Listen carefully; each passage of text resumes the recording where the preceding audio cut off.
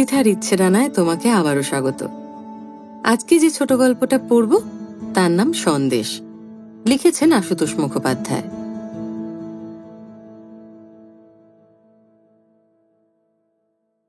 ভদ্রমহিলা সহ 5-6 বছরের ছেলে কাঁধে চড়িয়ে ভদ্রলোক ভিড় ঠেলে অদৃশ্য হওয়ার সঙ্গে সঙ্গে ডক্টর ঘোষ দরজা ছেড়ে নিজের জায়গায় বসে সন্দেশের বাক্সটা খুলতে খুলতে দরাজ গলায় বললেন, সন্দেশ খাও হে হালদার, বিদায় পর্বে তোমাদের মিষ্টি মুখ করিয়ে দিই। সকলের হাতে হাতে একটা করে সন্দেশ দিতে দিতে আবার বললেন, স্পেশাল সন্দেশ দেখছি, সাইজ দেখেছ? যত বড় সাইজেরই হোক। সকলকে দেবার পর একটা আস্ত সন্দেশ তার মুখগহ্বরে চলে গেল। আমরা হাসছি। মুখের সন্দেশ খানিকটা আয়ত্তের মধ্যে এনে আমার দিকে চেয়ে মন্তব্য করলেন, হাসি নয়, আমাকে হটিয়ে রেসিডেন্ট সার্জেন্ট তো হলে, সন্দেশ খেয়ে তাকাত বাড়িয়ে নাও, নইলে তোমার যা নার্ভ দেখলাম, শেষে ডাক্তারি ছেড়ে কুঁজো হয়ে বসে শুধু সাহিত্যই করতে হবে।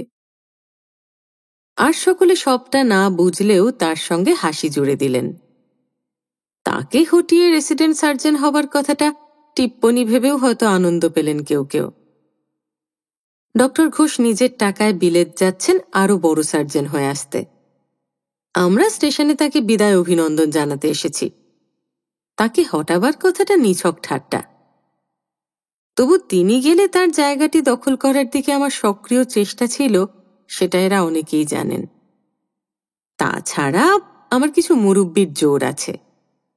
সেই জোরে আমি যেই ভয়াবহ ভদ্রলোকের ভয়ে বাইরে অন্তত একেবারে জুজু হয়ে থাকতাম না, সেও অনেকেই জানেন। হাসপাতালের অন্যান্য জুনিয়র ডাক্তারদের চোখে সেটা একটা দুর্জয় সাহসের ব্যাপার। তাকে সরাতে পারলে আমি চেষ্টার কসুর করতাম না, কারো কারো সেই সন্দেহ হওয়াও বিচিত্র নয়। অথচ আসল প্রমোশনের সময় বাইরের মুরব্বিয়ানা যে আমার কাজে লাগেনি, তার থেকে অনেক বেশি কাজ হয়েছে এই মেজাজি লোকটির ঢালা সুপারিশে, সেও অপ্রকাশ্য নয় কিছু। কাজেই ডক্টর ঘোষের এই মন্তব্যটা সন্দেশের মতোই রসোত্তীর্ণ মনে হয়েছে কারো কারো। সন্দেশ মুখে পড়া সত্ত্বেও আমার দুর্বল নার্ভ দুর্বলতর হয়ে আসছিল। সেই দুর্বলতার নজির দু চোখের কোণ ঠেলে না বেরিয়ে আসে, সেই আশঙ্কায় তটস্থ আমি। উনি কি বললেন আর কেন বললেন আর কেউ জানবে কি করে? কিন্তু ভদ্রলোকের যেন আমাকে জব্দ করারই মেজাজ এখনো। একজনকে জলের ক্যানটা এগিয়ে দিতে ইশারা করে আবারও দরাজ গলায় বলে উঠলেন, দেখলে তো, মা আর ছেলের একসঙ্গে জীবন সংশয় হলে সর্বদা আগে মায়ের কথা ভাবা উচিত। তাহলে মা বাঁচে, ছেলে বাঁচে, আর বরাতে সন্দেশ জোটে। জল খেয়ে গলা ভিজিয়ে নেবার আগে হাহা করে হেসে উঠতে গিয়ে তাঁর অট্টহাসি আর অট্টকাশি একসঙ্গে চলল। চিকিৎসারীতির একটা ছক বাঁধা নির্দেশ, শিশুর আসন্ন আবির্ভাবকালে মায়ের জীবন সংশয় দেখা দিলে শিশুর বিনিময়েও আগে মায়ের জীবন রক্ষার দিকটা চিন্তা করতে হবে। Mother's life first. কিন্তু ডক্টর ঘোষের যে মায়ের জীবন রক্ষার কারণে এই অন্তর্তুষ্টি আর সন্দেশ লাভের আত্মপ্রসাদ, তিনি ওই মহিলা যিনি সন্দেশের বাক্স রেখে চোখের জল চেপে হাসি মুখে বিদায় নিয়ে গেলেন, যার ছেলের বয়স 5 ছাড়িয়েছে, আর ছেলের জীবন সংশয়ের সময়ও যার সেই নিজস্ব সংকট কোনো চিকিৎসা শাস্ত্রের আওতায় পড়ে না। গোড়া থেকে বলা দরকার। অধীনস্থ জুনিয়র ডাক্তাররা একজনও যে রেসিডেন্সিয়াল সার্জন ডক্টর ঘোষকে পছন্দ করত না, তার দুটো কারণ। প্রথম এবং প্রধান তার মেজাজ। জুনিয়র ডাক্তাররা সব যেন তার খাস তালুকের প্রজা। মারুন ধরুন কাটুন কুটুন, মুখটি বুঝে থাকতে হবে। নাম সুজন ঘোষ। হাসপাতালে কাজের পরিবেশে নামটা সাধারণত ডুবে যায়, আরএস শব্দটাই চালু। কিন্তু সুজন ঘোষের বেলায় তা হয়নি। কোনো এক জুনিয়র ডাক্তার একসময় তার নামকরণ করেছিল জিজি, অর্থাৎ গর্জন ঘোষ। অসাক্ষাতে এই নামটাই চলতি এখন, জিজি বা গর্জন ঘোষ। এটা তিনিও জানেন। সার্জন হিসেবে এমন কিছু সিনিয়র লোক নন তিনি। আমাদের থেকে 6-7 বছরের বড়, 40ও হয়নি। কিন্তু এই মেজাজের জন্যেই একাধিকজন তাকে টপকে প্রমোশন পেয়ে গেছে। তার সম্বন্ধে কোনো উপরওয়ালার ভালো রিপোর্ট একটিও আছে কিনা সন্দেহ। রাগের মাথায় কতজনের সামনে যে ছুরিকাঁচি ছুঁড়ে ফেলে দিয়ে প্রস্থান করেছেন ঠিক নেই। অথচ অতি আপনজনের কোনো সার্জিক্যাল কেস নিয়ে যদি কোনো সার্জনের শরণাপন্ন হওয়া দরকার হয়, সবার আগে সম্ভবত ওই গর্জন ঘোষের কথাই মনে হবে। শুধু আমার নয়, বিরাগভাজন উপরওয়ালাদেরও। অপারেশনের সময় ওই রকচটা মানুষটার হাতটি পাকা আর্টিস্টের হাত যেন। অস্ত্রোপচারে একটি রক্তমাংসের দেহ নিয়ে কারবার, প্রাণ নিয়ে সমস্যা, সেটাও তার মনে থাকে কিনা সন্দেহ। দেখলে মনে হবে কিছু একটা শিল্পকর্মে নিবিষ্ট তিনি। এ পর্যন্ত তার সামনে দাঁড়িয়ে বহু অপারেশন দেখেছি, দেখে চোখ ফেরাতে পারিনি। মন মেজাজ প্রসন্ন থাকলে এরই মধ্যে অপারেশনের ফাঁকে ফাঁকে উপস্থিত জুনিয়র ডাক্তারদের অস্ত্রোপচার পদ্ধতি বুঝিয়েছেন। কি করেছেন, কেন করেছেন, কতটা করবেন, কতটা রাখবেন, কতটা ফেলবেন, কি ভালো হতে পারে, কি মন্দ হতে পারে, রোগীর দেহ চিরে চিরে দেহতত্ত্বের রূপকথার মধ্যে নিয়ে যেতে পারেন একেবারে। কিন্তু এরই মধ্যে হয়তো কোথাও একটু এদিক ওদিক হলো, অপারেশনে যারা অ্যাসিস্ট করছেন তাদের নিখুঁত যান্ত্রিক তৎপরতায় হয়তো খুঁত বেরোলো একটু, ভদ্রলোক সেই ছুরিকাঁচি হাতে তাকেই যেন ফালা করতে উঠবেন তক্ষুনি। এমন যে হাতের কাছাকাছি থাকাও নিরাপদ নয় তখন। রোগীর জ্ঞান থাকলে কত রোগী এই মূর্তি দেখে বা সেই গর্জন শুনে হার্ট ফেল করত তার ঠিক নেই। জুনিয়র ডাক্তারদের অসন্তোষের দ্বিতীয় কারণটা রোম্যান্টিক। মেয়েদের প্রতি গর্জন ঘোষের পক্ষপাতিত্ব। অবশ্য এর জন্য এমনিতে আমরা যে খুব অখুশি তা নয়।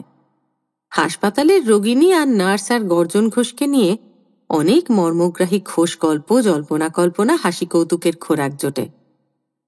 ভদ্রলোক অবিবাহিত, কিন্তু তা বলে রমণী সঙ্গ বিরহিত বলেও কেউ মনে করে না।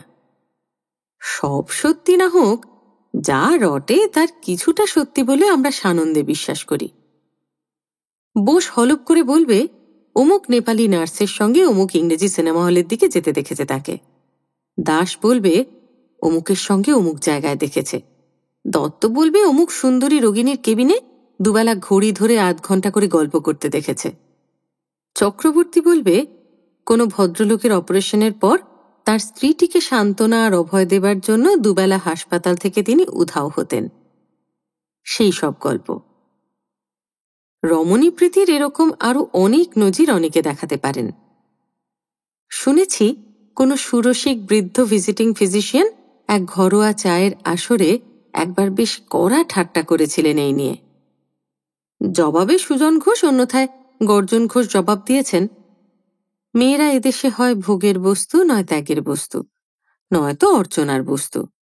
আসলে ওরা যে বস্তু নয় সেটাই কেউ ভাবে না।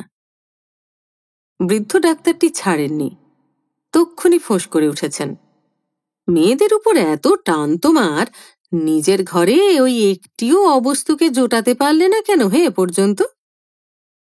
গর্জন ঘোষ গর্জন করেই হেসে উঠেছিলেন। তারপর সখেদে বলেছিলেন, জোটালে ওই একটিই মাত্র জোটাতে হয় যে। কিন্তু আমাদের খুব সেই জন্যে নয়, উল্টে বরং ভালোই লাগে। অবকাশ সময় আড্ডা জমে, সময় কাটে। কিন্তু রোগিণী বা নার্স ছেড়ে ওই যে বারান্দা ঝাঁট দেয় রমণীটি, সেও যদি কারো নামে নালিশ করে, ভদ্রলোক গোটাগুটি বিশ্বাস করবেন এবং তেতে উঠবেন। নার্সরা তো ওই একজনের ভরসায় কেয়ারই করে না কাউকে। নিজেদের জোরের খবরটা জানা থাকলে রোগিণীরাও অনেক সময় ভ্রুকুটি করতে ছাড়েন না।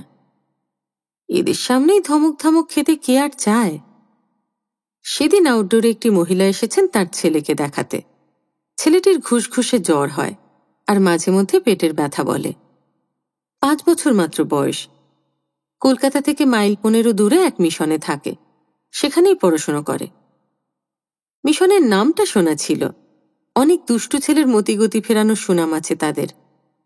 মহিলা অর্থাৎ ছেলেটির মা কলকাতার কাছেই 24 পরগনার কোনো এক সেলাইয়ের প্রতিষ্ঠানে সামান্য চাকরি করেন, সেখানেই থাকেন। নিজের কাছে ছেলেকে রাখার অনেক অসুবিধে বলেই তাকে মিশনে দিয়েছেন। মনে হলো ভদ্রমহিলা বিধবা, সিঁথিতে সিঁদুর নেই, পরনে অবশ্য হালকা রঙিন শাড়ি। ওরকম রঙিন শাড়ি আজকাল অনেক বিধবাই পরেন। তাছাড়া সামান্য কাজ করে খেতে হয় যখন, রঙিন পরলে খরচেরও সাশ্রয়। ছেলেটির ভারী মিষ্টি চেহারা, দারিদ্র্যের ছাপের মধ্য দিয়েও একটু একটু দুষ্টুমির ছাপ উকিঝুঁকি দিচ্ছে। রোগী পরীক্ষা করে ওষুধ লিখে 5 দিন বাদে আবার তাকে নিয়ে আসার ধরা বাঁধা নির্দেশ দেওয়া হলো। বাকি কটি রোগী দেখার পর চোখ পড়ল দরজার ওধারে মহিলাটি চুপচাপ দাঁড়িয়ে। আমার অবকাশের প্রতীক্ষাতেই দাঁড়িয়ে আছেন বোঝা যায়। কাছে এসে তার আবেদন শুনলাম, ছেলেটিকে হাসপাতালে ভর্তি করে দেওয়া যায় কিনা। অন্যথায় ওর চিকিৎসা হবার আশা কম। কাজ ফেলে বারবার নিয়ে আসার সুবিধে হবে না। মিশনে রোগীর যত্ন হওয়া সম্ভব নয়। তাছাড়া বাইরে থেকে চিকিৎসাটা খরচেরও ব্যাপার। নিজের যতটুকু সাধ্য তা করার পরেই ছেলে নিয়ে তিনি এখানে এসেছেন। আবেদন বটে, কিন্তু কথাবার্তায় বেশ স্পষ্ট আর মার্জিত মনে হলো মহিলাটিকে। অথচ সেই সঙ্গে বেশ বিষণ্ণ। বছর 27-28 বয়স, রীতিমতো সুশ্রী। মেহনতির ছাপটা সুস্পষ্ট বলেই স্ত্রীটুকু চট করে চোখে পড়ে না, কিন্তু একটু লক্ষ্য করলে ক্রমশ ভালোই লাগে। আউটডোরের রোগী বিদায়ের তাড়ায় এই বিশেষ স্ত্রীটুকু আগে লক্ষ্য করিনি। বিব্রত বোধ করলাম। যেভাবে বললেন, ফেরাতে মন সরে না। ছেলেটাকে দেখেও কেমন মায়া হয়। অথচ এমার্জেন্সি কেস নয় যে চট করে নিয়ে নেব। কেবিনেরও প্রশ্ন ওঠে না, তাতে খরচের সমস্যা। ফ্রি বেডের জন্য ওয়েটিং লিস্টে কত নাম পড়ে আছে তার ঠিক নেই। বেড বাড়িয়ে সাময়িক ব্যবস্থা করা যায়, কিন্তু সেটা করতে গেলে সুযোগ সুবিধে পেলেই কেউ না কেউ ঠেস দেবে। জানালাম, আজই একেবারে ভর্তি করে নেওয়ার পক্ষে অসুবিধে আছে। আমি চেষ্টা করে দেখতে পারি শিগগিরই যাতে হয়। তাছাড়া এভাবে নিতে হলে রেসিডেন্সিয়াল সার্জনের সঙ্গে একবার কথা বলে নেওয়া দরকার। শুনে মহিলাটির মুখে নিরুপায় হতাশার ছাপটাই স্পষ্টতর হলো আরো। খানিক চুপ করে থেকে জিজ্ঞাসা করলেন, আমি একবার তার সঙ্গে দেখা করতে পারি না? সঙ্গে সঙ্গে আমার মেজাজের পালে প্রতিকূল হাওয়া লাগলো যেন। সশরীরে তিনি আবেদন নিয়ে উপস্থিত হলে নিরাশ হয়ে নাও ফিরতে পারেন। যদিও নিরাশ না হবার মতো কথা বা আচার আচরণের বিন্যাস মহিলাটি জানেন মনে হয় না, কিন্তু সেটা না জানাও অনেক সময় বৈচিত্র্যের অঙ্গ। বললাম, কেন পারবেন না? চেষ্টা করে দেখুন, হলেও হতে পারে। এই কথাগুলোই মিষ্টি করে বললে মনে করার কিছু ছিল না, কিন্তু নিজের দৃঢ়তায় নিজেই কেমন লজ্জা পেয়েছি। আর এক মুহূর্ত না দাঁড়িয়ে জায়গায় এসে বসেছি। বসে আর চোখে ভদ্রমহিলার শুকনো মূর্তিটি লক্ষ্য করেছি। বিমূঢ় মুখে খানিক দাঁড়িয়ে থেকে ছেলের হাত ধরে তিনি আস্তে আস্তে সরে গেলেন সেখান থেকে। উঠে এসে দেখি গেটের দিকে চলেছেন, ফিরে চলেছেন। ভয়ানক খারাপ লাগলো।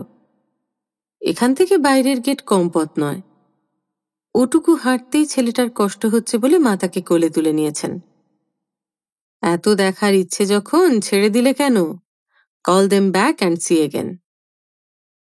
গমগমে গলা শুনে চমকে উঠেছি। বিপরীত করিডোর ধরে সামনে এসে দাঁড়ালেন ডক্টর ঘোষ, গর্জন ঘোষ। গম্ভীর মুখে হাসির আভাস। রাউন্ডে বেরোলে সাধারণত এদিকেও রোজই ঘুরে যান একবার। পলকে ভেবে নিলাম একটু। সামনের দারোয়ানকে ডেকে তক্ষুনি নির্দেশ দিলাম মহিলাটিকে ডেকে আনতে। সে ছুটল। একটু পরে ছেলে সঙ্গে করে মহিলাটি সামনে এসে দাঁড়িয়েছেন। পরিচয় দিলাম, ইনি ডক্টর ঘোষ। যুক্ত করে নমস্কার জানিয়ে আমাদের নির্দেশ শোনার আশায় তিনি চুপচাপ দাঁড়িয়ে রইলেন। ডক্টর ঘোষ ছেলেটিকে দেখার আগে তার মাকেই এক নজর দেখে নিলেন। তারপর ছেলেটিকে হাতের কাছে টেনে নিলেন। তার অভ্যস্ত 2 হাত শিশুটির গলা চড়াও করল। গলা টিপে দেখছেন হাতে গ্ল্যান্ড বা অন্য কিছু লাগে কিনা, কিন্তু দৃষ্টিটা তখনও মায়ের দিকে। আমি হাসি চেপে দাঁড়িয়ে আছি। মহিলাটি নির্বাক, শান্ত। ছেলেটিকে ছেড়ে দিয়ে ডক্টর ঘোষ সংক্ষিপ্ত হুকুম জারি করলেন, নিয়ে যাও। সুশোভন ব্যস্ততায় চলে গেলেন। মহিলাটির দিকে চেয়ে মনে হলো সত্যিকারের আশ্রয় পেয়েছেন তিনি। মুখে কৃতজ্ঞতার একটি কথাও বললেন না, কিন্তু চোখ দুটি কৃতজ্ঞতায় ভরা। একটা ফর্ম বার করে দিতে সেটা ফিল আপ করলেন। নাম সই করলেন তৃপ্তি গাঙ্গুলি। ছেলে রেখে তৃপ্তি গাঙ্গুলি বিদায় নিলেন আরো ঘণ্টাখানেক বাদে।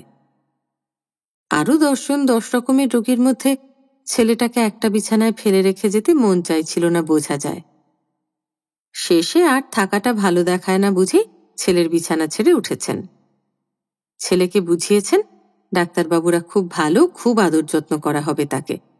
রোজ তিনি এসে দেখে যাবেন, আর কাল তো একটা বল তিনি নিশ্চয়ই কিনে আনবেন। এই সবই একান্তে ছেলেকেই তিনি বলেছেন। অন্য রোগী দেখা, চার্ট দেখার ফাঁকে ফাঁকে আমার যেটুকু কানে এসেছে। মিশনে থাকে বলেই হয়তো ছেলেটাও এই বয়সে মাকে ছেড়ে থাকতে খুব বেশি আপত্তি করল না। ওখানেই আপাতত থাকতে হবে সেটা বুঝে প্রথম দিন 2 একেবারে চুপ করে গিয়েছিল। যতক্ষণ জেগে থাকত চুপচাপ মায়ের প্রতীক্ষা করত, কিন্তু তারপরে বেশ চাঙ্গা হয়ে উঠল। 2-1টা ছোটখাটো ঘুষের জিনিস হাতে আসতেই সে আমাকে আপনজন বলেই ধরে নিল। শুধু আমার নয়, মনে হয় ওই ছটপটে ছেলেটাকে অন্যান্য রোগীদেরও ভালো লেগেছিল। মহিলাটি রোজ বিকেলের দিকে আসতেন। প্রথমে আমার কাছে এসে ছেলের খোঁজ খবর করতেন, তারপর ছেলের কাছে গিয়ে বসতেন। 4 দিন কি 5 দিনের দিন ডক্টর ঘোষের সঙ্গে তার দ্বিতীয় যোগাযোগ। বিকেলে বারান্দায় ছেলেকে একটা চেয়ারে বসিয়ে নিজেও তার পাশে বসেছিলেন। ডক্টর ঘোষ সেই দিক দিয়ে যাচ্ছিলেন, দাঁড়িয়ে পড়লেন। সার্জিক্যাল কেস ভিন্ন অন্যান্য কেসের খুব বেশি খবর রাখেন না তিনি। রাউন্ডের সময় কখনো সখনো চোখের দেখা দেখে যান এই পর্যন্ত। দূর থেকে দেখলাম তৃপ্তি গাঙ্গুলি উঠে দাঁড়িয়েছেন, হাত তুলে নমস্কার জানিয়েছেন, আর কিছু একটা প্রশ্নের মৃদু জবাব দিচ্ছেন। ডক্টর ঘোষ ছেলেটাকে আদর করলেন একটু, তারপর ঘুরে দাঁড়িয়ে ইশারায় আমাকে ডাকলেন। কি অসুখ, ভিজিটিং ফিজিশিয়ান কি বলছেন, এই কদিন কতটা উন্নতি দেখা যাচ্ছে, ইত্যাদি প্রশ্ন। এই আন্তরিকতার একটাই অর্থ আমাদের জানা। তারপর দিনও ডক্টর ঘোষকে বিকেলে ওই সময় ওখানেই দেখা গেল। তারপর দিনও আদর করে সেদিন ছেলেটাকে কোলেও নিয়েছেন ডক্টর ঘোষ। বুঝলাম ছেলেটা যে কদিন আছে রোজই উনি এখন থেকে দেখাশোনা করতে আসবেন। শুধু তাই নয়, ছেলেটাকে সেই দিনই অন্য ঘরে আরো ভালোভাবে থাকার ব্যবস্থা করে দিলেন তিনি। ছেলের মাকে আশ্বাস দিলেন শুনলাম ভিজিটিং ফিজিশিয়ানের সঙ্গে পরদিনই ছেলের অসুখ নিয়ে বিস্তারিত আলোচনা করবেন। এসব কারণে আমি বা আমরা বিরূপ হয়ে উঠব খুব স্বাভাবিক কথা। চিকিৎসক হিসেবে আমাদের মর্যাদা ক্ষুণ্ণ করা হচ্ছে সেই বিবেচনাটুকু পর্যন্ত নেই ভদ্রলোকের। মহিলার সঙ্গে ভাব জমাতে ব্যস্ত। কিন্তু ক্ষুণ্ণ হই আর যাই হই, ছেলেটার ক্ষতি চাইনি। তার চিকিৎসার কোনো ত্রুটি হয়নি। দিন 10 মধ্যেই জ্বর ছেড়ে গেল, আর 2-3 দিনের মধ্যেই তাকে ছেড়ে দেওয়া যেতে পারে, দেবার কথাও। অথচ আমার মনে কিরকম খটকা লাগছে। ছেলেটা পেট ব্যথার কথা প্রায় বলে। প্রথম প্রথম ভেবেছিলাম কতকগুলো বিশেষ ওষুধের প্রতিক্রিয়া, দেখা গেল তাও না।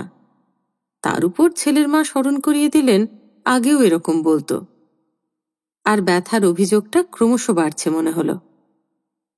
পেটে হাত দিয়ে সেদিন ভালো করে পরীক্ষা করতে করতে কেমন একটা সন্দেহ উঁকি ঝুঁকি দিল। ভিজিটিং বিশেষজ্ঞকে আজ আর পাবার আশা নেই। তাড়াতাড়ি ডক্টর ঘোষকেই ডেকে নিয়ে এলাম। যদিও আর একটু বাদে, অর্থাৎ ছেলের মায়ের আসার সময় হলে তিনি নিজেই আসতেন।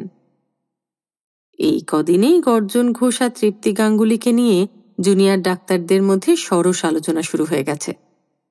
আমি অবশ্য খুব মন খুলে সে আলোচনায় যোগ দিতে পারিনি, কারণ ডক্টর ঘোষের দিক থেকে আলোচনাটা যতই সত্যি হোক, ওই মহিলাটির দিক থেকে সেটা ততটাই মিথ্যে এবং মন গড়া, সেটা আমার থেকে বেশি আর কেউ জানে না। আমার কেবলই মনে হয়েছে এই বাহ্য দুনিয়া থেকেই উনি যেন খানিকটা তফাতে সরে আছেন। একমাত্র ছেলের সামনে সকলের অগোচর নিভৃতে তাকে একটু অন্যরকম দেখা যায়। অন্যথায় একলার এক নীরব গণ্ডির মধ্যেই তিনি বাস করছেন যেন। সেখানে তার কোনো দোষণ নেই, দোষর লাভের বাসনাও নেই। ডক্টর ঘোষ নিবিষ্ট চিত্তে ছেলেটির পেট পরীক্ষা করছেন যখন, সেই সময় নিঃশব্দে তার মা পিছনে এসে দাঁড়ালেন। হঠাৎ এভাবে পরীক্ষা করতে দেখে একটু ঘাবড়েও গেলেন হয়তো। আমি ইশারায় তাকে আশ্বস্ত করলাম। পরীক্ষা শেষে ডক্টর ঘোষ তার মাকে দেখে দু এক কথা জিজ্ঞেস করলেন, এরকম কতদিন ধরে হচ্ছে, খাবার পরেই ব্যথাটা বেশি হয় কিনা ইত্যাদি। তারপরেই আমার দিকে চেয়ে উঠে বললেন, সামটাইমস ইউ আর এ জেম।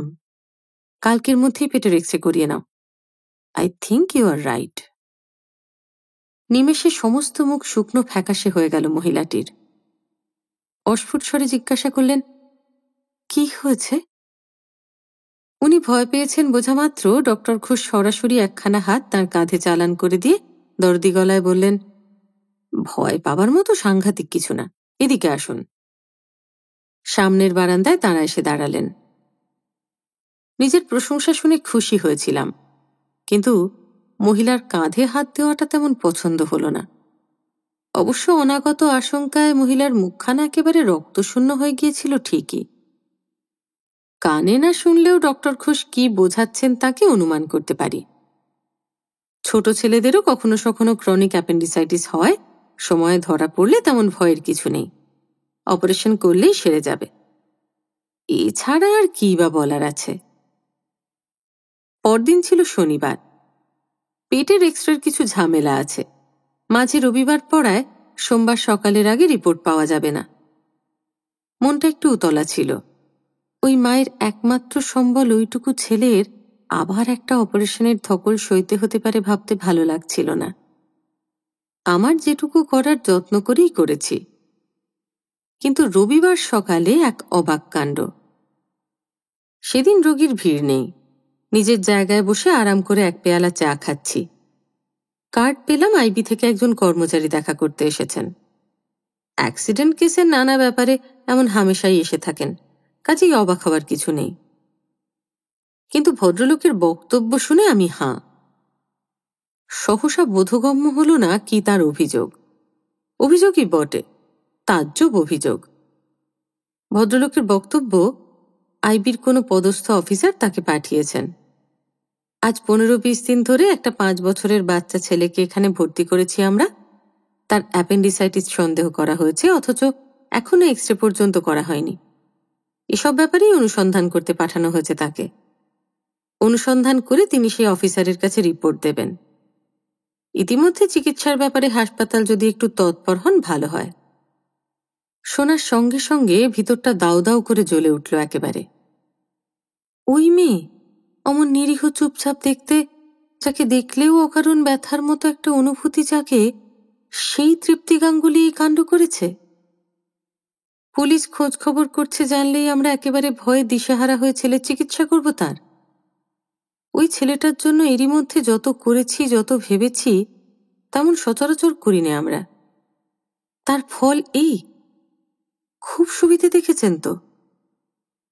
অবশ্য কর্মচারীটি একবারও বলেননি কার কাছ থেকে খবর পেয়ে অনুসন্ধান করতে এসেছেন। কিন্তু তৃপ্তি গাঙ্গুলি ছাড়া কার মুখ থেকে আর এ ধরনের খবর পেতে পারেন? কারই বা আর দায় পড়েছে? হয়তো যোগাযোগ আছে কারো সঙ্গে।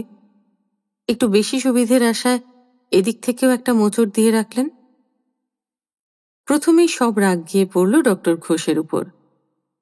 কার জন্য এত করেছেন বুঝুন, এবার রমণী অনুরাগের ফল দেখুন।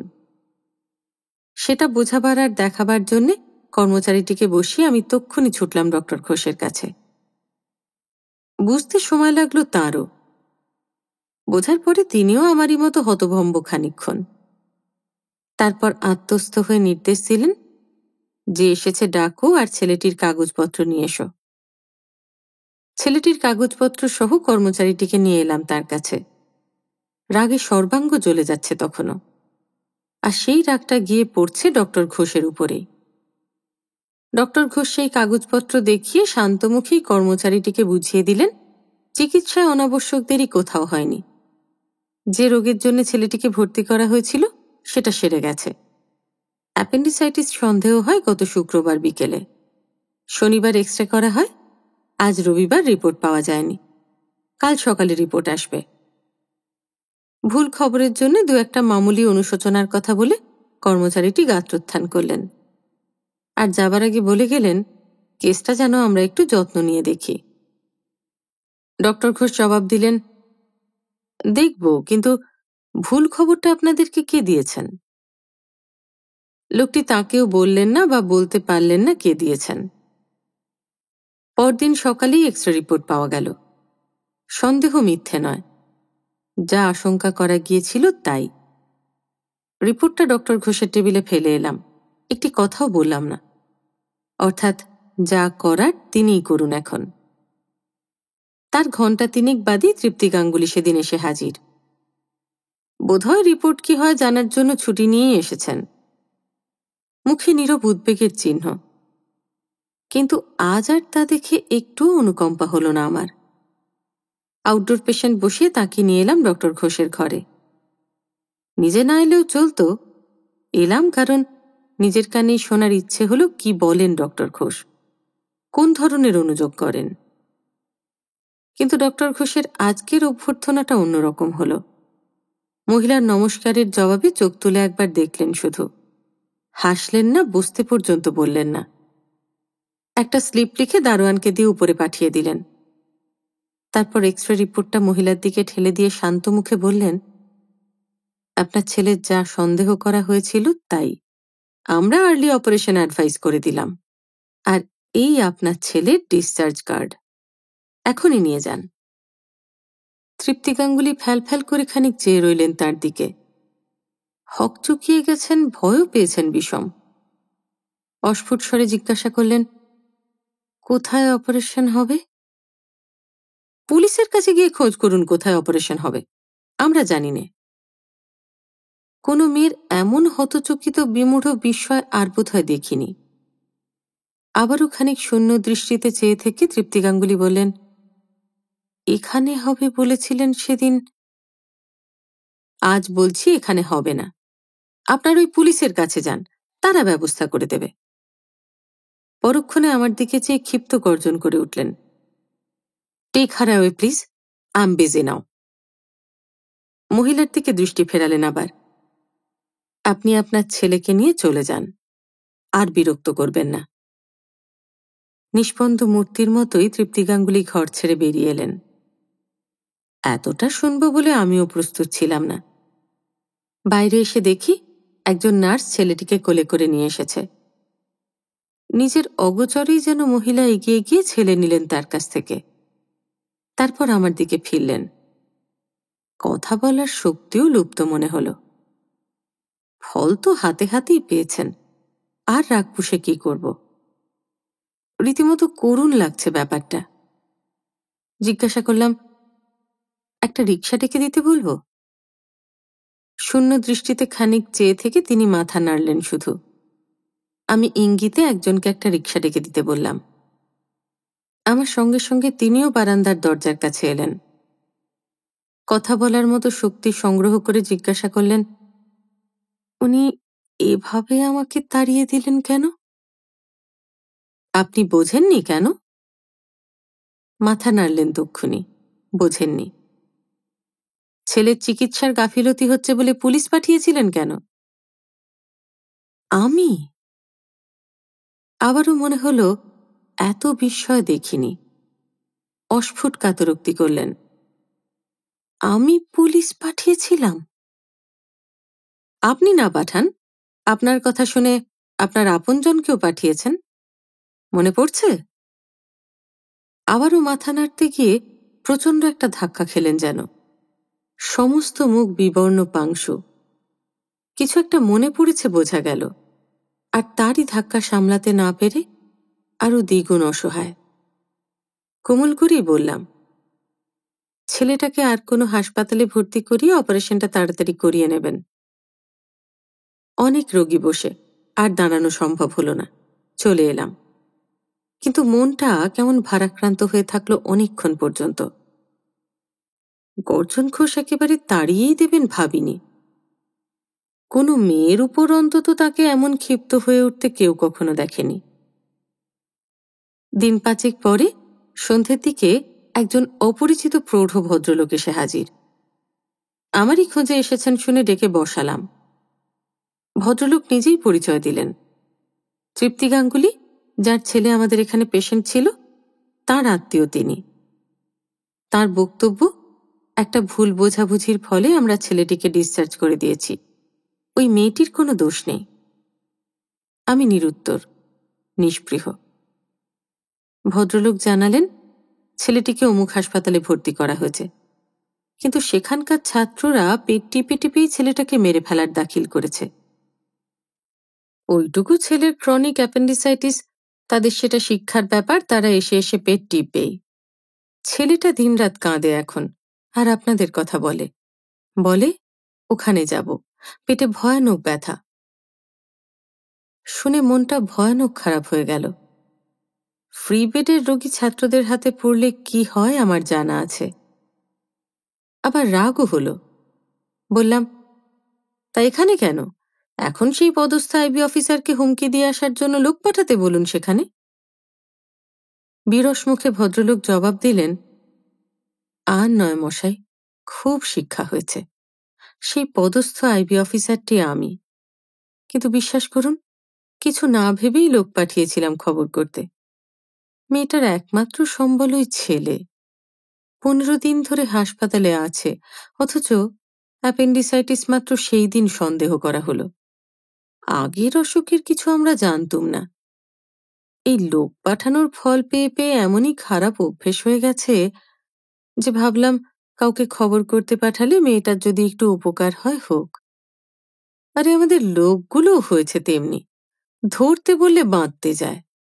সব আমাদের দোষ মশাই, মেয়েটার কোনো দোষ নেই। সে বরং আপনাদের দয়ার অজস্র প্রশংসা করেছিল। চুপ করে রইলাম।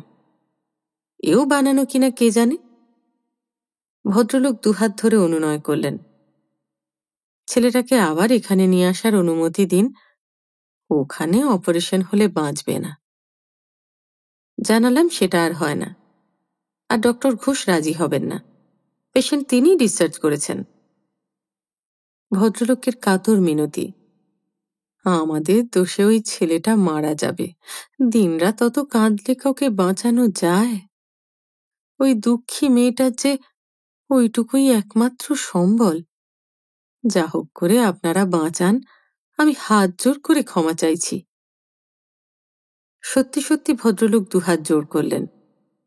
ভয়ানক অস্বাচ্ছন্দ্য বোধ করছি। ছেলেটার অসহায় অথচ দুষ্টু দুষ্টু মুখখানা চোখের সামনে ভাসছে। একটু ভেবে বললাম, আমি চেষ্টা করে দেখতে পারি, কিন্তু তাতে বোধহয় কাজ হবে না। আপনি তৃপ্তি গাঙ্গুলিকে নিয়ে এসে ডক্টর ঘোষের সঙ্গে দেখা করে একবার বলে দেখুন। ভদ্রলোক এবারে হাল ছাড়লেন। বললেন, অনেক চেষ্টা করেছি নিয়ে আসতে, পারা গেল না। বরাবরই ওই রকম। তা না হলে আর এভাবে জীবন কাটাবে কেন? মুখ বুজে ছেলেকে মরতে দেখবে, তবু না ডাকলে নিজে থেকে আর আসবে না। এরপরে কথায় কথায় ছোট্ট একটু জীবনের অধ্যায় আহরণ করে নিতে বেগ পেতে হয়নি। দু এক কথা জিজ্ঞেস করতে ভদ্রলোক নিজে থেকেই বলেছেন। খুব নতুন কিছু ব্যাপার নয়, এরকম ঘটনা অনেক শোনা আছে।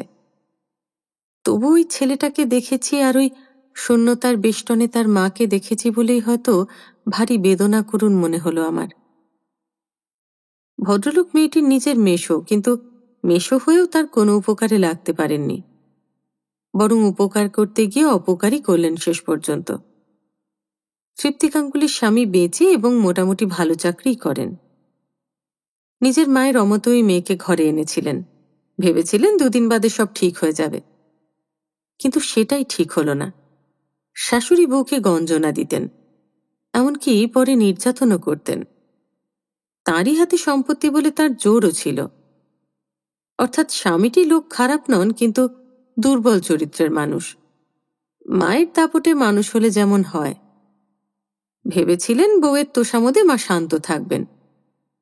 সেই তোষামোদটাই বউয়ের দ্বারা হয়ে উঠল না দেখে উল্টে তিনিও বউয়ের উপর বিগ্রতে লাগলেন। আর শেষে নির্যাতনের সঙ্গী হলেন মায়ের।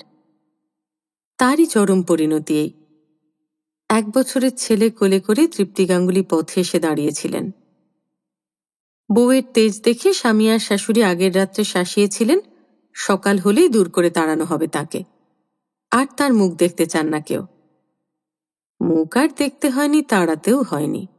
ভোর না হতেই তিনি নিজেই ছেলে নিয়ে বেরিয়ে এসেছেন। কোনো আত্মীয়ের কাছে যাননি, কারো মুখাপেক্ষী হননি। স্বামী খোঁজ করেছেন, খোঁজ পেয়েছেনও, অনেক ভয় দেখিয়েছেন, অনেক শাসিয়েছেন, কিন্তু তাতে ফল কিছু হয়নি। তাছাড়া স্বামীও নিরুপায়। তার মা বউকে আর ঘরে নিতে রাজি নন, শুধু নাতিটি তিনি চান। তৃপ্তি গাঙ্গুলি নিজেও আসেননি, ছেলেকেও দেননি। বাপ ছেলেটাকে ভালোবাসতেন, মাকে লুকিয়ে মাঝে মাঝে দেখতে আসতেন। কিন্তু তৃপ্তি গাঙ্গুলি ছেলেকে নিয়ে হঠাৎ একদিন অনেক দূরেই চলে গেলেন, কোথায় কেউ জানত না। ছেলে মানুষ করার ভাবনায় মাত্র 6 মাস হলো আবার এদিকে কাজ নিয়ে এসেছেন। তার শাশুড়ি মারা গেছেন। মেশো অনেকদিন অনুরোধ করেছেন মধ্যস্থতার জন্য, নিজে তার স্বামীর কাছে যেতে চেয়েছেন, কিন্তু তৃপ্তি গাঙ্গুলি একটা খবরও দিতে দেননি। কতক্ষণ বসেছিলাম চুপচাপ বলতে পারবো না। ভদ্রলোক উসখুস করতে উঠতে খেয়াল হলো। বললাম, আমি যতক্ষণ না ঘুরে আসি আপনাকে অপেক্ষা করতে হবে, হয়তো একটু সময় লাগবে। আশ্বাস পেয়ে ভদ্রলোক আশান্বিত। ডক্টর ঘোষ নিজের কোয়ার্টারেই আছেন। কিভাবে কথাটা তুলব ভাবতে ভাবতে যাচ্ছি। কোনো কিছুতে একবার না করে বসলে আর তাকে হ্যাঁ করানো শক্ত। মেয়ে ছেলে বলেও আর খাতির করবেন বলে মনে হয় না, হয়তো শুনতেই চাইবেন না। গিয়ে দেখি ইজি চেয়ারে বসে চা খাচ্ছেন আর কি একটা ইংরেজি জার্নালের পাতা উল্টাচ্ছেন। এত বড় ঘরে এখানেও যেন একটা শূন্যতা থমকে আছে। পড়ার সামনে একটা টেবিল ল্যাম্প চলছে, বড় আলোটা নেভানো। পায়ের শব্দে মুখ তুললেন, সপ্রশ্ন দৃষ্টি। বললাম, আমার জন্যও এক পেয়ালা চা আনতে বলুন, আজ সমস্ত দিনে ভালো চা আর জুটল না। বেয়ারা ডেকে চা আনতে বলে আবার তাকালেন।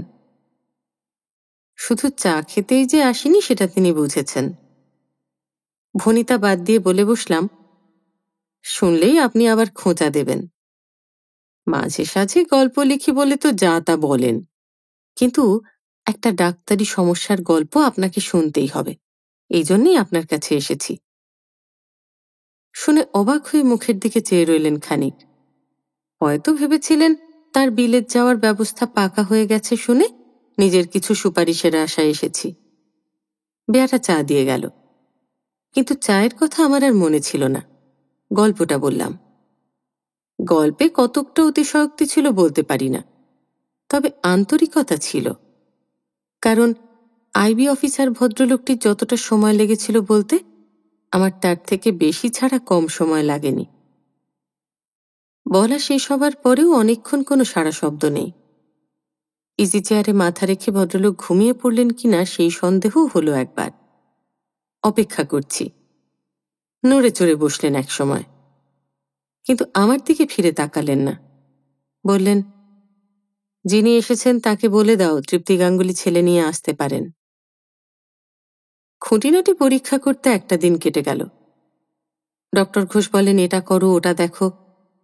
ছোট ছেলের জন্য এত সব করা দরকার বলে আমার মনে হয়নি, কিন্তু সেসবে আমার নাক গলাতে যাওয়া উচিত নয় বলেই চুপ করে আছি। শুধু মনে হয়েছে অপারেশনটা হয়ে যাওয়া উচিত। ছেলেটার ব্যথা আগের থেকেও বেশ বেড়েছে। ডক্টর ঘোষের হাবভাব একটু অন্যরকম, একটু গম্ভীর, একটু চিন্তাচ্ছন্ন। তার হাতে এসব অপারেশন কখনো বড় অপারেশন বলে আমরা ভাবিনি। সাদা কথায় আমার সন্দেহ হলো রমণীর হৃদয় জয়ের এ আবার কোনো নতুন পরিকল্পনা কিনা, বিশেষ করে যে রমণীটির হৃদয় সম্পূর্ণই নিজের দখলে, অন্য কোনো হৃদয়ে বাঁধা নয়।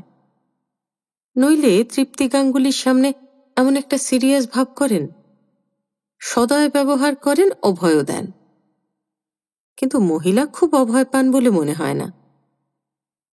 মহিলাটি একদিন বোধহয় ছুটি নিয়েছেন, 3 বেলায় অনেকক্ষণ করে ছেলের কাছে থাকেন। তৃতীয় দিন সন্ধ্যায় ডক্টর ঘোষ তাঁর সামনেই আমাকে জিজ্ঞাসা করলেন, অপারেশন হবে, বন্ড সই করিয়ে নিয়েছ? তারপর তৃপ্তি গাঙ্গুলির দিকে তাকালেন। এর বাবা কোথায়? তাকে কখনো দেখলাম না, এখানে থাকেন না? প্রশ্ন শুনে আমি তাজ্জব। মহিলা মূর্তির মতো নির্বাক। আমি জানালাম, বন্ড ইনিই সই করেছেন। গতকাল সেই বন্ড সই করানোর সময় মহিলাকে বোঝাতে হয়েছে ভয়ের কোনো কারণ নেই, যে কোনো অপারেশনের আগে হাসপাতালের এটা একটা ছক বাঁধা নিয়ম। ডক্টর ঘোষ যেন ধরেই নিলেন ছেলেটার বাবা কলকাতায় থাকেন না।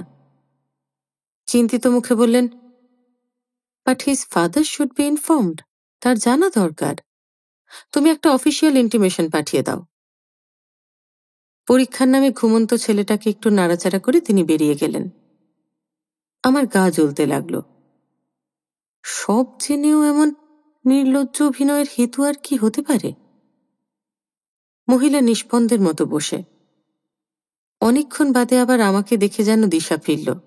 উঠে বারান্দায় এলেন। আমাকে বলবেন কিছু? কাছে এসে দাঁড়াতে বললেন, আপনি বলেছিলেন ভয়ের কিছু নেই, এখন তো মনে হচ্ছে ভয়েরই। কি বলি? একবার ইচ্ছে হলো ওই লোকটার ছলা কলা সব ফাঁস করে দিই। সেটা সম্ভব নয়। বললাম, না না, তেমন কিছু নয়, তবে অনেক সময় গন্ডগোল হয়। কৈফিয়ত দিতে হয় বলেই উনি জানিয়ে রাখতে বলেছিলেন। একটুও আশ্বাস পেলেন বলে মনে হলো না। মুখ নিচু করে ভাবলেন একটু, তারপর বললেন, উনি মানে মিস্টার গাঙ্গুলি এখানেই থাকেন, অসুখের খবর জানেন না। আমার জানানোর একটু অসুবিধে আছে, আপনি যদি দয়া করে একটা খবর পাঠিয়ে দেন। বললাম, দেব, ঠিকানা বলুন। ঠিকানা বলে সেই অসহায় চোখ দুটো আবার আমার মুখের উপর রাখলেন। হয়তো আসবেন না, তাহলেও জানানো দরকার, কি বলেন? জবাব দিতে পারিনি ঠিক মতো। জবাব চাননি হয়তো, নিজের সঙ্গেই ফয়সালা করে নিচ্ছেন। বললাম, চিঠি আমি পাঠাচ্ছি, আপনি কিচ্ছু ঘাবড়াবেন না। চিঠি পাঠানোর আগে পরদিন ডক্টর ঘোষের কাছে এলাম একটা বোঝাপড়ার মেজাজ নিয়ে। জিজ্ঞাসা করলাম, আজও অপারেশন হবে না? তিনি ফিরে জিজ্ঞাসা করলেন, চিঠি দিয়েছ? চিঠি দেওয়াটা কি খুব জরুরি ব্যাপার? In this case, yes. ওর স্বামী না আসা পর্যন্ত বা মত না দেওয়া পর্যন্ত অপারেশন করবেন না আপনি?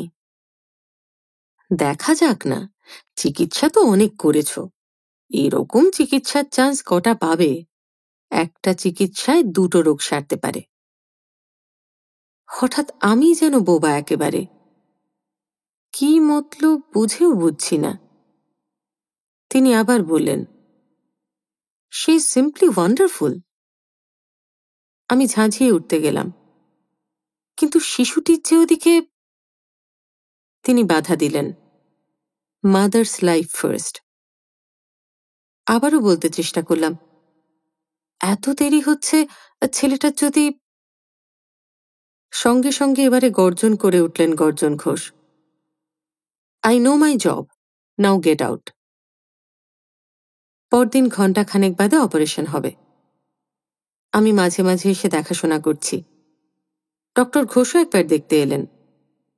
তৃপ্তি গাঙ্গুলি স্তব্ধ বিবর্ণ মুখে ছেলের শিয়রের কাছে বসে। হঠাৎ মনে হলো তিনি যেন কি দেখে নড়ে চড়ে সজাগ হলেন একটু। ফিরে দেখি দোরগোড়ায় বারান্দায় শুকনো মুখে এক ভদ্রলোক দাঁড়িয়ে। সঙ্গে সঙ্গে বুঝলাম কে ইনি। ডক্টর ঘোষের সঙ্গে চোখাচোখি হতে ইশারা করে দেখালাম। ডক্টর ঘোষ সোজাসুজি এগিয়ে গিয়ে তার সামনে দাঁড়ালেন। হু আর ইউ?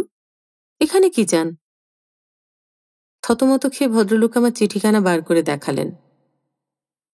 ও, আপনি এর বাবা? মনে হলো ধরে দুঘা বসিয়েই দেবেন বুঝি ভদ্রলোককে। ছেলে মরতে বসেছে আর আপনি সেটা ছেলে খেলা পেয়েছেন? এবার দ্বিগুণ গর্জন, now go and sign the bond. গটগট করে চলে গেলেন। ভদ্রলোক পাংশু মুখে আস্তে আস্তে ঘরে এসে দাঁড়ালেন। তৃপ্তি গাঙ্গুলির মুখ নিচু। ওষুধের ঘরে ছেলেটা বেহুশের মতো, পায়ের দিকে তার বাবা স্থানুর মতো দাঁড়িয়ে। অপারেশন হয়ে গেল। সেই নিখুঁত সুন্দর অপারেশন, যেমনটি দেখে আমরা অভ্যস্ত। অপারেশন থিয়েটারের বাইরে দূরে দূরে দুটি চেয়ারে ভদ্রলোক আর ভদ্রমহিলা, বোবা আকুতিতে নিষ্পন্দের মতো বসে। আমি ওদের দিকে এগোতে যাচ্ছি, ডক্টর ঘোষ বাধা দিলেন।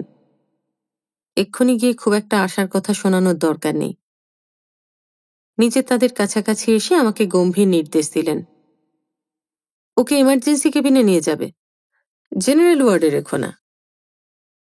ছেলেটির মা বাবার দিকে দৃকপাত না করেই তিনি চলে গেলেন। ভদ্রমহিলা ব্যাকুল মুখে এগিয়ে এলেন আমার কাছে, কাঁপছেন থরথর করে। অস্ফুট কণ্ঠে বললাম, ঘাবড়াবেন না, ঠিক আছে। ভদ্রলোকও উঠে দাঁড়িয়েছেন, কিন্তু ভরসা করে কাছে আসতে পারেননি।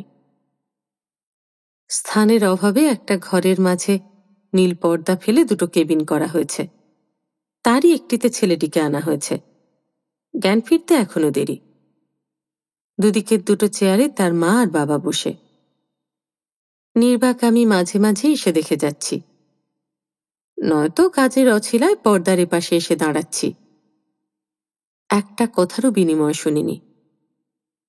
যথাসময়ে ছেলের জ্ঞান ফিরল। তারা দুজনেই ঝুঁকে এলেন সামনে। আমি কর্তব্যরত। আবার ঘুমের ওষুধ দিলাম, দিয়ে পর্দার এধারে এসে বিশ্রামের জন্য বসলাম। অনেকক্ষণ বাদে পর্দার ওধার থেকে ভদ্রলোকের মৃদু গলা শোনা গেল, কেমন আছো? ভালো। আরো শান্ত, আরো অস্ফুট নারী কণ্ঠ। স্বল্পক্ষণের নীরবতা। এতখানি হয়েছে, তবু আমাকে একটা খবর দিলে না? দুপুরে একবার এসে দেখলাম চেয়ার দুটো ছেলেটার একদিকেই, আগের মতো দুদিকে নয়, একটু দূরে অবশ্য। বিকেলের দিকে দেখা গেল ঘরের বাইরের বারান্দায় কার্নিস ধরে দাঁড়িয়ে চুপচাপ আকাশ দেখছেন দুজনে। পায়ের শব্দে সচকিত হলেন। ডক্টর ঘোষ আসছেন রোগী দেখতে। হাসি মুখে ভদ্রলোকের দিকে ভ্রুক্ষেপ না করে তৃপ্তি গাঙ্গুলির কাঁধ ধরে ঘরে ঢুকলেন তিনি। আমি দেখলাম, কিন্তু গোড়ার দিনের মতো আমার আর চোখে কাঁটা বিঁধল না। রোগী দেখে ডক্টর ঘোষ আরো খুশি। দুজনের উদ্দেশ্যেই বললেন, আপনারা আজ রাতটা রোগীর কাছে থাকতে পারেন। I think you should. বাইরে এসে তিনি আমাকে বললেন, কি হে, আমার চিকিৎসা তোমার পছন্দ হচ্ছে? আমি হেসেছি, হাসতে চেষ্টা করেছি, কিন্তু নিজের চোখের কোণ দুটো কেমন শিরশির করছে বলেই অস্বস্তি। রাত্রিতে ভদ্রলোককে দেখলাম না কিছুক্ষণের জন্য। পরে দেখলাম হাতে একটা টিফিন বক্স। কদিন পরে ছেলে সহ ডক্টর ঘোষের ঘরে বিদায় নিতে এলেন তারা। আমি নিয়ে এসেছি। ডক্টর ঘোষ সাদরে বসতে দিলেন তাদের। তারপর ছেলের খাওয়া দাওয়া যত্নবিধির ছোটখাটো একটা বক্তৃতা করে ফেললেন। খুব সাবধানে রাখতে হবে, এই সময়টায় নাকি ভয়ের। ভদ্রলোকের দিকে চেয়ে হঠাৎই বলে বসলেন, ও কোন মিশনে থাকতো শুনলাম? মিশনে দিয়েছেন কেন? খুব দুষ্টু বুঝি? ভদ্রলোকের বিব্রত মুখভাবটুকু উপভোগ্য। মহিলার মুখেও হাসির আভাস। ডক্টর ঘোষই আবার বলে উঠলেন, ওসব মিশন টিশন এখন চলবে না, নিজেদের কাছেই রাখুন। ভদ্রলোক তাড়াতাড়ি বললেন, না না, নিজেদের কাছেই থাকবে। গুড। আর সপ্তাহে একবার করে চেক করিয়ে নিয়ে যাবেন, ওই 4 মাস পর্যন্ত। আমার দিকে তাকালেন। 4 মাসই যথেষ্ট, কি বলো? তার সকৌতুক দৃষ্টি এড়িয়ে অন্যদিকে চেয়ে গম্ভীর মুখেই মাথা নাড়তে চেষ্টা করেছি। 4 মাস ছেড়ে 4 দিনই যথেষ্ট, সে আর বলি কি করে? ভদ্রলোক আর ভদ্রমহিলার বিদায়ী কৃতজ্ঞতার আভাস পাওয়া মাত্র ডক্টর ঘোষ আমাকে দেখিয়ে দিলেন, ওই ওখানে, ওর জন্যই আপনারা সব ফিরে পেয়েছেন। হি টুক অ্যাক্টিভ ইন্টারেস্ট। হাসতে লাগলেন। আমিও চেষ্টা করেছি হাসতে, কিন্তু কারো দিকে চোখ ফেরাতে পারিনি।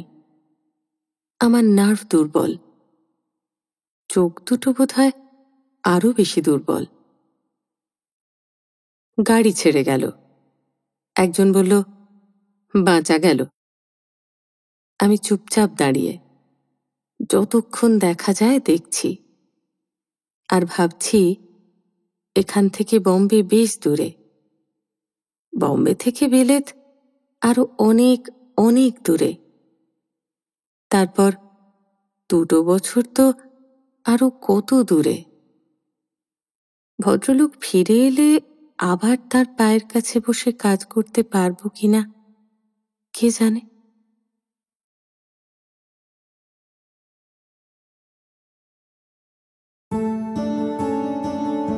কেমন লাগলো তোমার আজকের গল্পটা?